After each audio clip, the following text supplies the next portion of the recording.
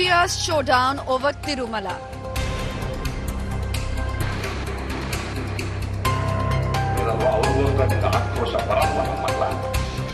Pavan Kalyan takes on Prakash Raj. It's not just Prakash Raj Garu, all the people who think in the name of secularism, you're going haywire. Let me tell you guys, we are extremely hurt. Sanatan Dharma face-off gets bigger.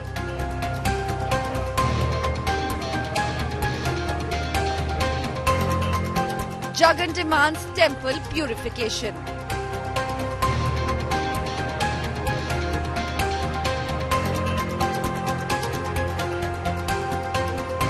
Politics over Prasadam.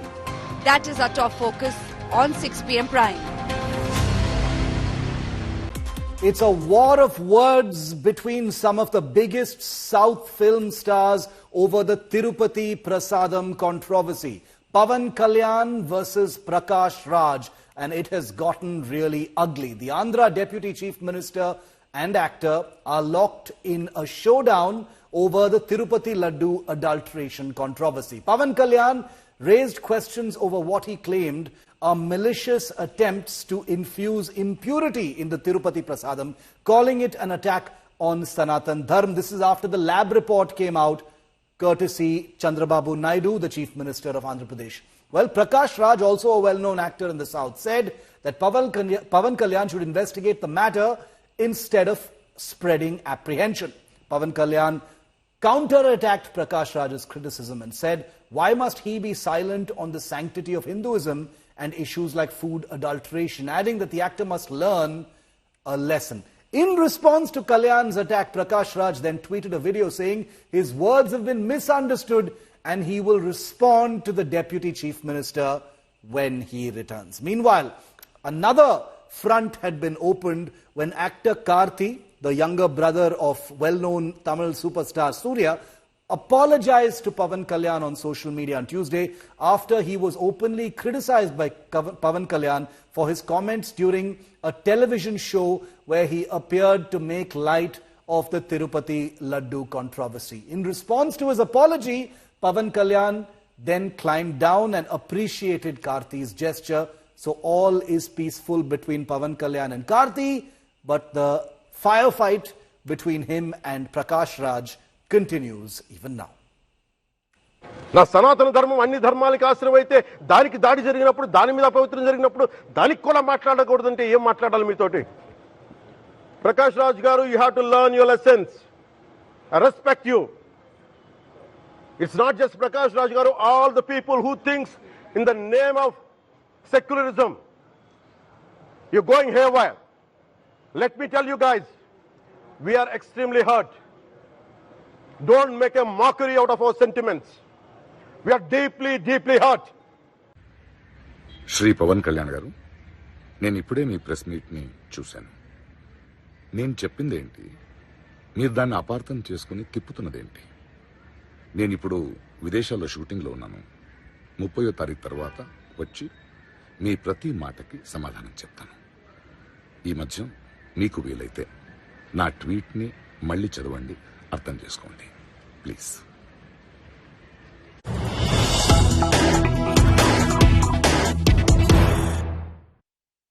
And joining me live to make sense of this clash between Pavan Kalyan and Karthi first, and then Pavan Kalyan and Prakash Raj.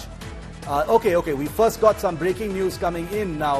The Tirupati Prasadam face-off has peaked. It's erupted once again with Jagan Mohan Reddy, the former Chief Minister of Andhra Pradesh, issuing a temple cleanse call.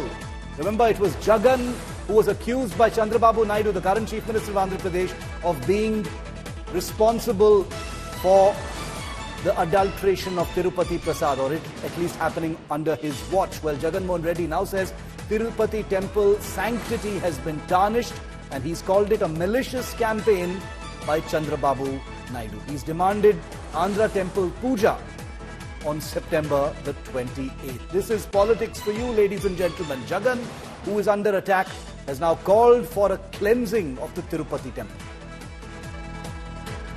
Okay, let's go straight across to India Today's Apurva Jayachandran first, joining us live from Hyderabad.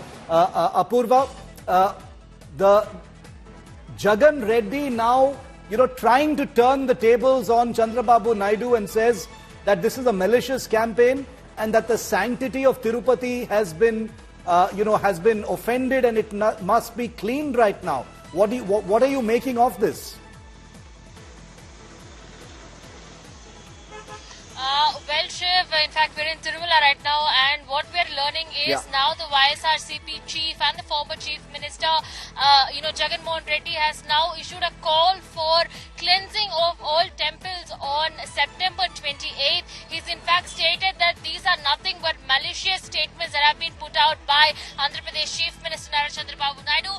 Just 2 days back, he'd also written, 8-page worded letter to Narendra Modi, the Prime Minister, calling for his action on these statements made by Nara Chandrababu Naidu and asked for his intervention at the earliest. He'd written the letter demanding that the Prime Minister, put his intervention in these kind of statements that have been said by Nara Chandrababu Naidu there. And now today, he's made a call asking that on September 28th, there be cleansing of all temples statewide here in Andhra Pradesh, and has asked for all people to join in this statewide cleansing ritual that will be taking forth. On one side, we're seeing Jagan Mohan Reddy, who's issued a call for a statewide cleansing of temples. On the other side, we see Pawan Kalyan, the Deputy Chief Minister, already on his Shuddhi Yatra that he is taking place for Mahasamprakshana Yatra that he is calling,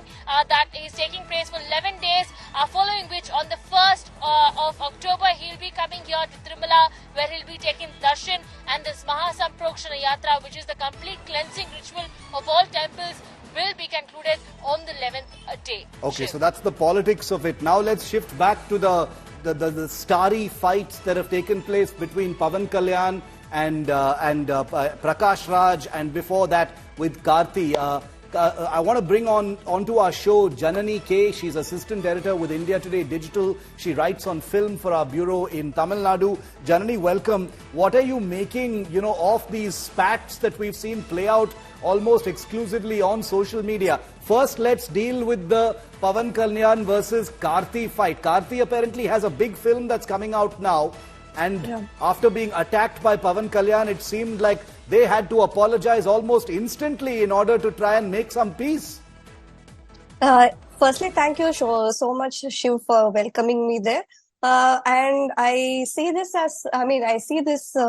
incident has been blown out of proportion because at the pre-release event of his upcoming film, which is called Satyam Sundaram in Telugu, the anchor kept prodding him, kept asking him about Laddu, and he, in just a jibe, said, let's avoid this because it's sensitive. But then this has been blown out of proportion because obviously there's religious connotation to it.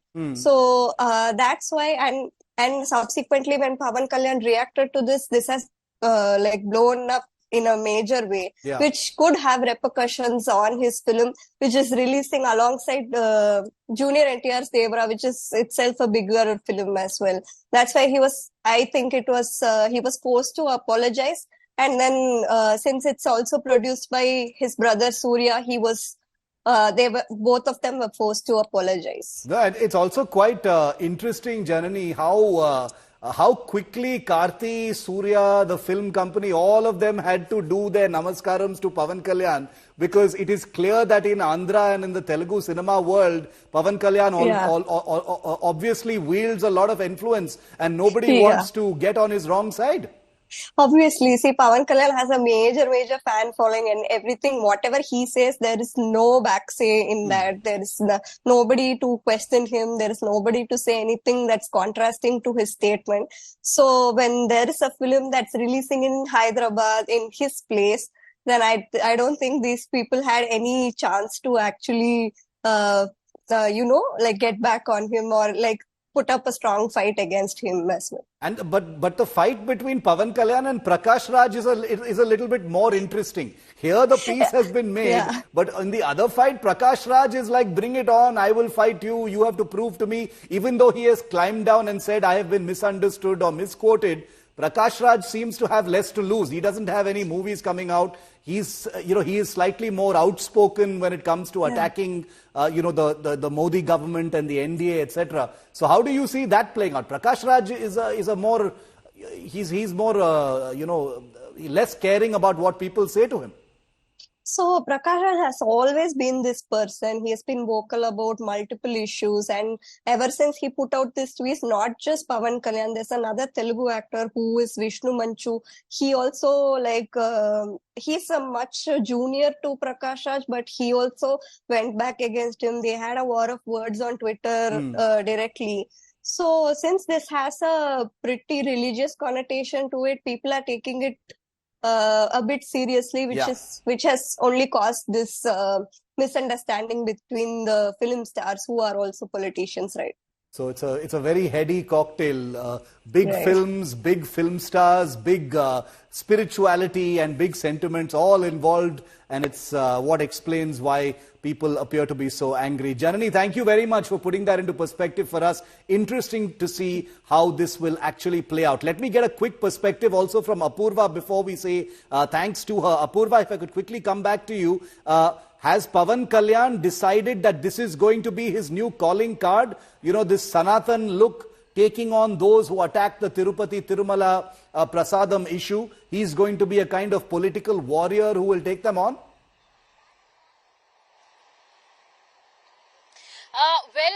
Shiv, we've always seen how Pawan Kalyan has been, a voice here, especially for the Hindus. He's been very vocal about, Sanatana Dharma since the beginning. And even now, he always, has this phrase where he says, Dharmo Rakshati, that's one phrase that he goes on and keeps on saying, Dharmo Rakshati Rakshitaha. And that's one phrase wherein he says, whoever protects Dharma, Dharma protects them. And that's the phrase that he constantly keeps on using time and again, and he's been quite vocal when it came to the Tirumala issue.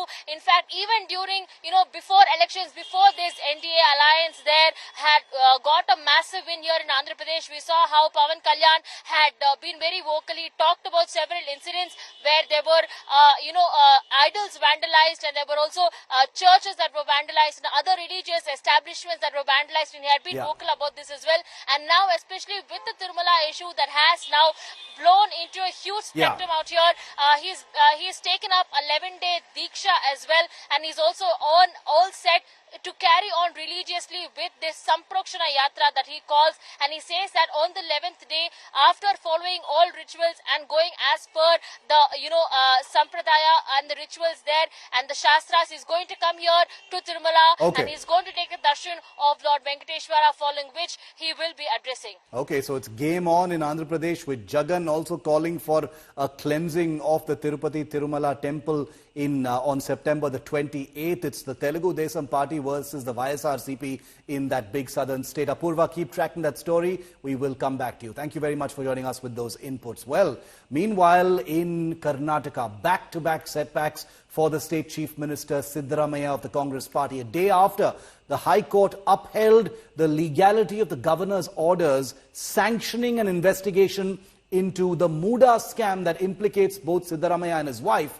Now a special court has directed the state Lokayukta to launch a probe against the chief minister. This has raised problems for him. Take a look. Trouble is mounting for Karnataka Chief Minister Siddaramaiah. A special court in Bengaluru has ordered the filing of an FIR in the alleged Mysuru Urban Development Authority land scam. The case has been referred to Mysore Lokayukta, which will submit a report within 3 months. Judge has actually heard us in depth in this matter. We had concluded our arguments also, and he was to pass orders when they had approached the High Court, and therefore he had to wait for the High Court to conclude the proceedings. At this point of time, he has directed the Lokayukta, Mysore, to register an FIR and begin the investigation. ಜನಪ್ರತಿನಿಧಿಗಳ ನ್ಯಾಯಾಲಯ ನಿನ್ನೆ ಹೈಕೋರ್ಟ್ನವರು ಕೊಟ್ಟಿರ್ತಕ್ಕಂಥ ಆದೇಶದ ಹಿನ್ನೆಲೆಯಲ್ಲಿ ಇವತ್ತು ಒಂದು ಆದೇಶ ಮಾಡಿದ್ದಾರೆ. ಆದೇಶದ ಪ್ರತಿ ನನಗೆ ಸಿಕ್ಕಿಲ್ಲ. ಪೂರ್ಣ ಆದೇಶವನ್ನು ಓದಿದ ಮೇಲೆ ನಾನು ಸಂಪೂರ್ಣ ರಿಯಾಕ್ಟ್ ಮಾಡ್ತೀನಿ ಅದರ ಮೇಲೆ.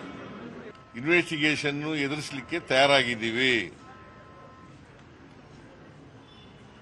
ತನಿಖೆಗಳಿಗೆ ಯಾವುದಕ್ಕೂ ಕೂಡ ಎದುರಲ್ಲ. ಕಾನೂನು ರೀತಿಯ ಹೋರಾಟ ಮಾಡಲಿಕ್ಕೆ ತಯಾರಾಗಿದ್ದೀವಿ. The BJP has seized upon the court's order, launching a fierce campaign for Siddaramaya's resignation. Prime Minister Narendra Modi has taken the lead, intensifying the attack on the embattled Chief Minister. Congress के मुख्यमंत्री उन पर जमीन घोटाले के आरोप लगे हैं और कल ही हाईकोर्ट ने साफ साफ कहा कि जांच के आदेश सही है और जांच होनी चाहिए. The Yuva Morcha, the youth wing of the BJP, staged protests in Bengaluru and marched towards Siddaramaya's residence. Several protesters were detained by the police. The police have detained the protester much before they could even reach the residence of Chief Minister on a Kumarakopa road near Kumarakopa guest house. They were supposed to protest and get out Chief Minister's residence since there is 144 section which has been imposed in and around Chief Minister's residence. Looking at the differences and the statements that is going on within the Congress party, I really doubt Chief Minister's claim of having support of all MLAs. After the High Court judgment, once the FIR is registered, Chief Minister Siddaramaya is bound to resign. NDA ally, the JDS, also organized protests in Bengaluru, amplifying calls for Siddaramaya's resignation. JDS cadre from Bangalore has taken to the streets protesting against Chief Minister Siddaramaya, demanding for his resignation. They are saying that the Chief Minister is corrupt, there has been a case of misuse of power and Siddaramaya has got no moral right to continue as the Chief Minister. Despite the growing pressure, Siddaramaya remains defiant, refusing to step down from his position. He has accused the BJP of orchestrating a conspiracy to destabilize the Congress-led government in Karnataka. With Sagai Raj and Anaga Keshav in Bengaluru, Bureau Report, India Today. So what are the options for Chief Minister Siddaramaya at this time? Option number one, he could file a petition before the Karnataka High Court's division bench, the same court that has sanctioned, that has cleared the decks for an investigation against him. Option number two, the High Court order can be challenged obviously in the higher court, that's the Supreme Court in this case. Option number three, a request can be made to stay the High Court order. Option number four, there could be a plea to stay proceedings that can be filed in the MP-MLA court. So there are four options before the Chief Minister. He is conferring with his legal team at the moment, which includes senior Congress leader Abhishek Manu Singhvi. We'll have to see what actually happens. Anaga Keshav is live with us from Bengaluru. Anaga, with the Lokayukta also directed to register an FIR against Siddaramaya, the pressure against him obviously rises after yesterday's High Court ruling that basically upheld the sanction for prosecution against the Chief Minister. What are you hearing from the Chief Minister's team? How does he plan to play this? Well, Shiv, at this point, the entire Congress cabinet, that includes the cabinet of ministers, MLAs, including the Congress High Command, the Karyakartas, workers at the grassroots level, all of them are putting on a strong front, trying to show that come what may, Siddaramaya will not step down from his position as Chief Minister. In fact, his deputy DK Shivkumar, who is the prime aspirant for Chief Minister's position, he himself has vehemently said that come what may, I will stand by my Chief Minister like a rock. He will not resign, is what DK Shivkumar said. There are other aspirants as well, Parameshwar, Satish Jarkeholi, and even in the Congress High Command, Mallikarjun Kharge, who is such an influential figure.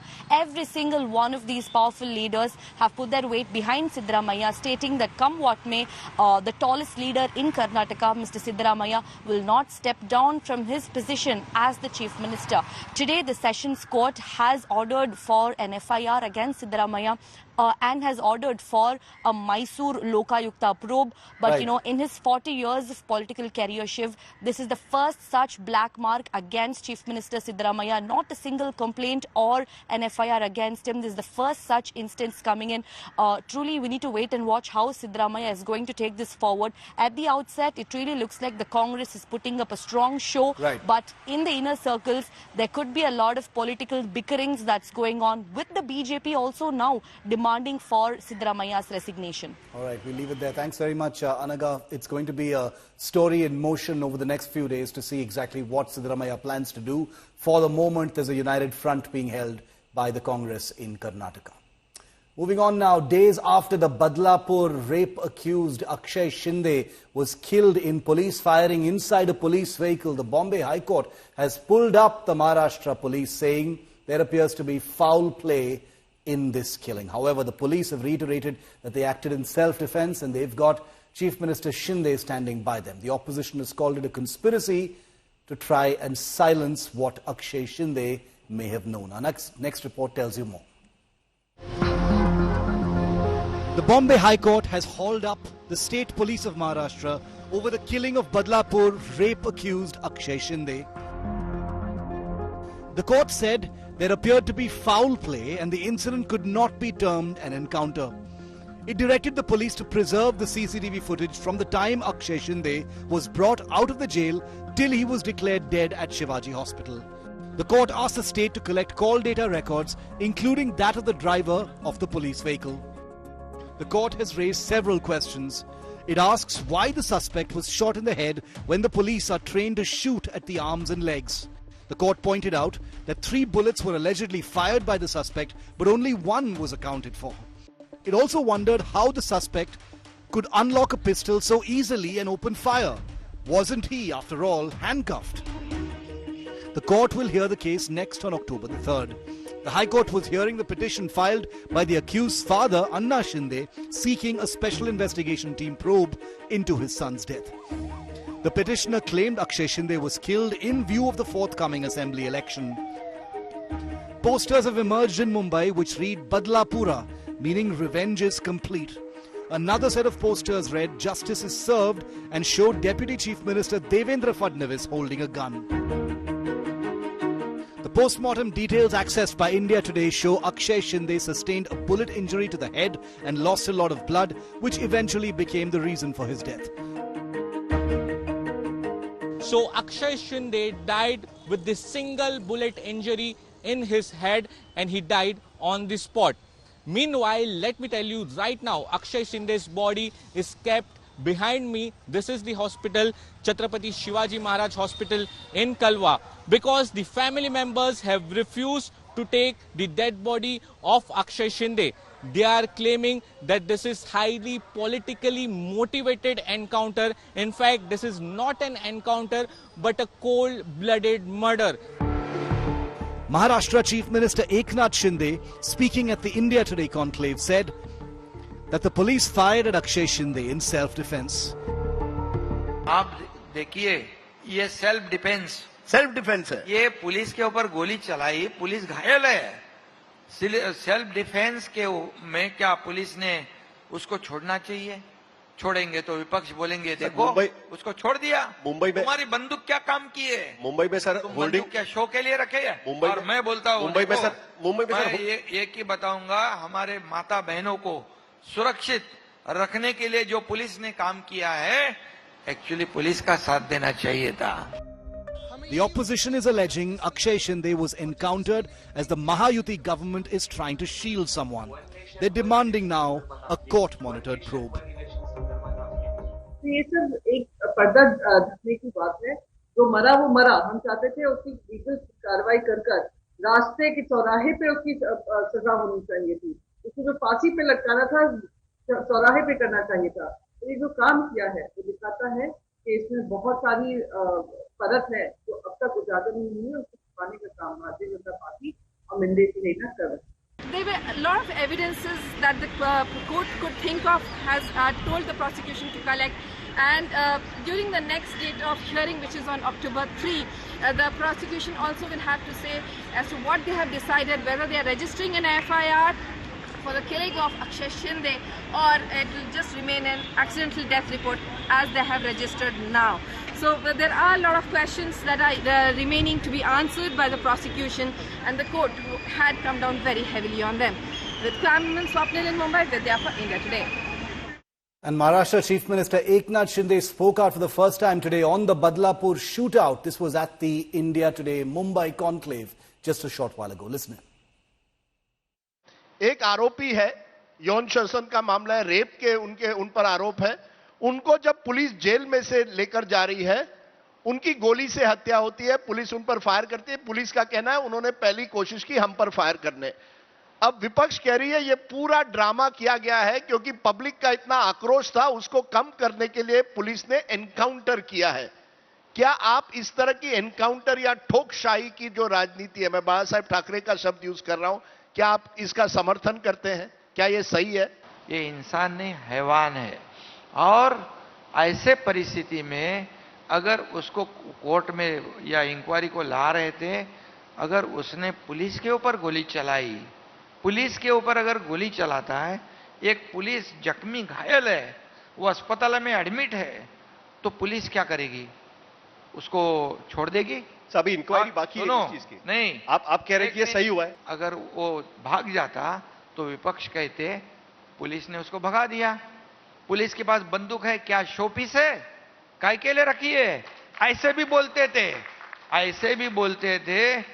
और यही लोग Badlapur station में 9 घंटे rail को रोका था, बोले इसको लाओ यहां, इसको फांसी दो, यहां पर फांसी का फंदा हम लाया है, हम फांसी देते हैं। यही बोलने वाले विपक्ष अब बोलते हैं, इसके बाजू में बोलते हैं। ये बहुत ही दुर्भाग्यपूर्ण घटना है। ये मैसेज समाज में अच्छा नहीं जाता है। और इसलिए मैं ये कहूंगा कि विपक्ष ये दोगली नीति अपना रहा है। ये उसकी क्या बोलते हैं, कैसे कहते हैं, यहां भी चलता है वहां भी चलता है, वो कौन है?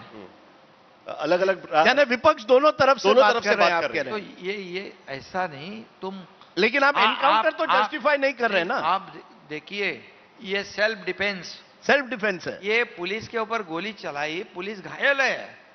सेल्फ डिफेंस के में क्या पुलिस ने उसको छोड़ना चाहिए?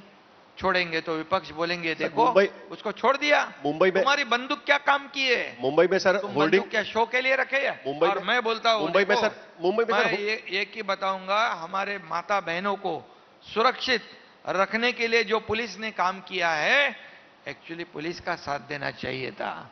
इसमें पुलिस का साथ देना चाहिए।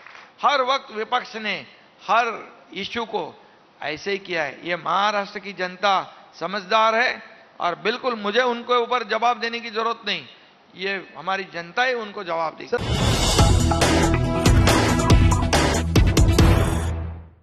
And we've got breaking news coming in on the Kolkata rape and murder. The CBI, which is investigating the RG Kaur rape and murder, claims a larger conspiracy in that notorious crime which triggered over 40 days of protest on the streets of Kolkata. The CBI says the Kolkata police created false records after the rape.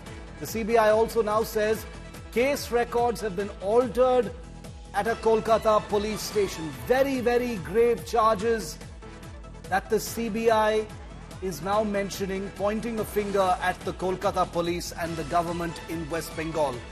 Former RG Kaur principal's CBI custody has now been extended. Sandeep Ghosh, who was arrested by the CBI after many days of interrogation, his custody has now been extended. Rajesh Saha joins us live from Kolkata. Rajesh, a larger conspiracy, false records after the rape, case records altered at a Kolkata police station. Very, very big charges by the CBI against the Kolkata police in this case.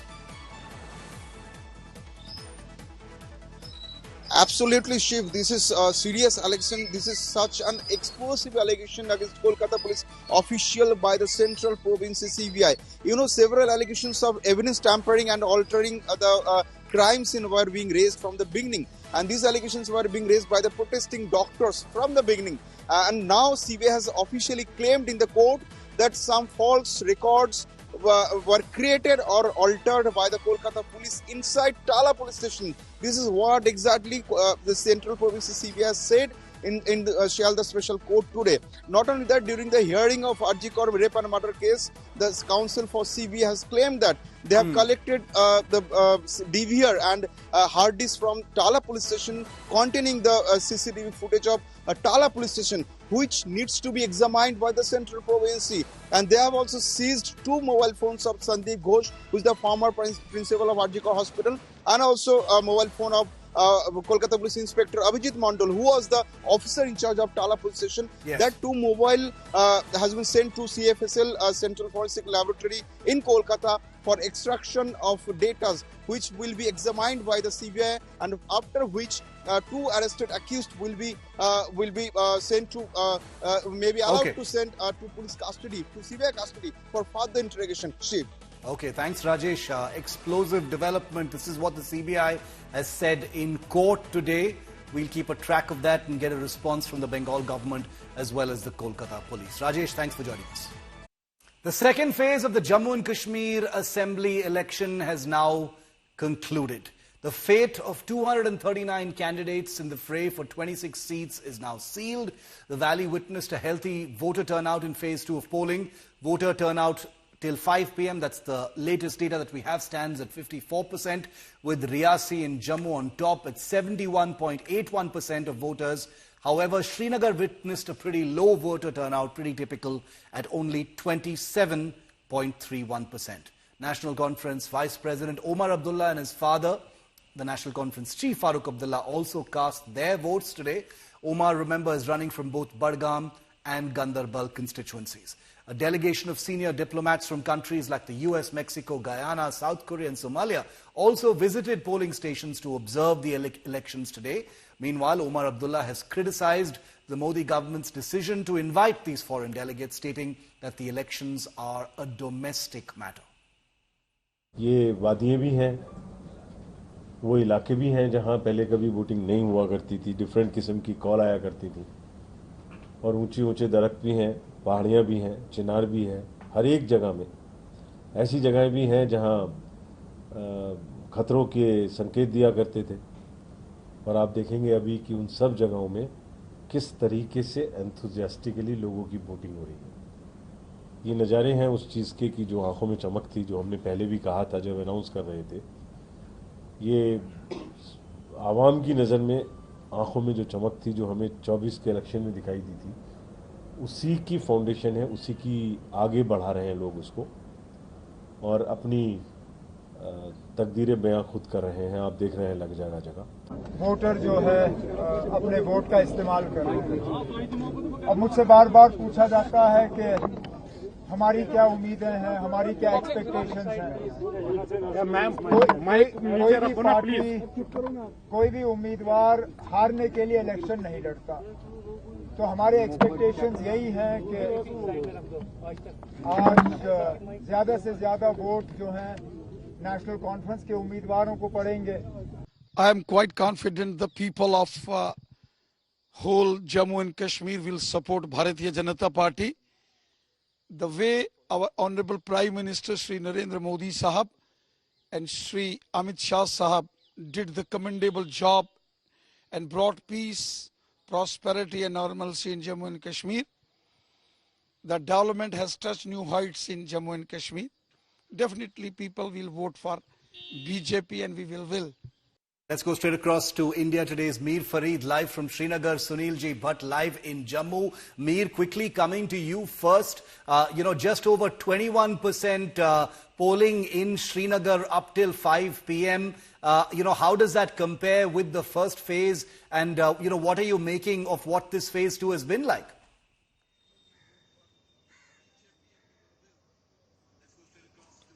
Well, yes, Shiv, it's very surprising. I mean, the kind of tone that was set by South Kashmir, which again, along with Srinagar, used to be boycott bastions, but it was clear that South Kashmir came out to vote, so everyone is expecting that Srinagar will also follow suit, but that's not what has happened. As you rightly said, 27% is the voter turnout till 5 p.m. and however, if we talk of other two districts that went to polls, be it Gandarbal or Budgam, pretty healthy voter turnout, and they're touching around 60%. Overall, it may end up around 56 to 57%, but still pretty healthy turnout. And again, we'll have to wait for the third phase, because that's going to be very interesting as far as numbers are concerned, because North Kashmir normally also has given very good numbers previously, so this time around records could be broken there. But yes, Srinagar definitely surprising to see this low voter turnout. Okay, so low voter turnout in Srinagar. The highest so far of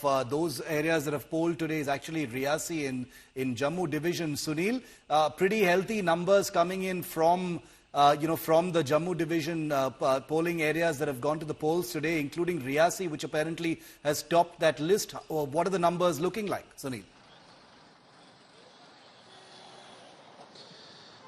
Well, Shiv, people of Jammu have always shown great enthusiasm when it comes to democratic process. In every election, people of Jammu have come out in large numbers to exercise their democratic right, and today was no different. Whether it was Rajouri district, Poonch district or Riyasi district, people were seen lining up outside the polling booths since early morning. I was in Naushera assembly segment in Rajouri district, and I witnessed long queues of people since early morning, and they were quite eager to exercise their democratic right. So it's a healthy sign that people of Jammu region, that they have reposed their faith in the democratic process, and they want new MLAs to be elected. They want a local government here which can solve their local issues here, because people I spoke to, they said that unemployment is a main issue, bijli, pani, sadak. So these are the basic issues of common man, and people have raised these issues. People want resolution of these issues. They want that they get better infrastructure, whether it's the education sector or road connectivity in the far-flung areas. Shiv, back to you. Sunil and Mir, thanks very much, gentlemen, for joining us on this story. A few phases to go. Very, very important election in Jammu and Kashmir, and our team on the ground is the finest and will continue to bring you all the voices, all the updates from Jammu and Kashmir. Thanks for joining me for the moment. Well, that's a wrap here, but I'm going to leave you with these pictures of India's chess champions, the men and women's teams who won a historic double gold. Met the Prime Minister earlier today at his residence. In the final round of the tournament, India's men's team of D. Gukesh R, Pragnananda, Arjun, Erigesi, Vidit Gujarati and Pentala Harikrishna beat Slovenia to clinch the gold medal. Meanwhile, the Indian women's chess team of Harika Dronavali, R. Vaishali, Divya Deshmukh, Vantika Agarwal and Tanya Sachdev also won gold after beating Azerbaijan 3.5 to 0.5.